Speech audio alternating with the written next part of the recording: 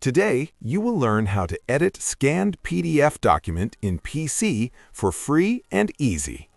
Welcome to Easy Guide YouTube channel. First, open any web browser on your PC and in the search bar type PDF Escape and press Enter. Click on the first result, which is pdfescape.com, and then select Free Online. Now click on Upload PDF to PDF Escape. Keep in mind, your PDF file must be less than 10 megabytes and under 100 pages. Click Choose File, select your scanned PDF, and wait a few seconds while it processes.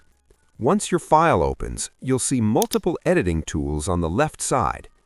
To add text, select the Text tool, click anywhere on the document, and start typing.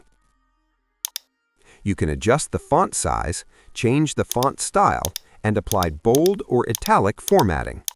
To remove unwanted content, use the whiteout tool to hide text or areas cleanly. You can also insert images using the Image tool, add arrows, rectangles, or circles to highlight important sections, and even place your signature if needed. When you're done editing, simply click Download PDF to save the edited file to your PC. That's it.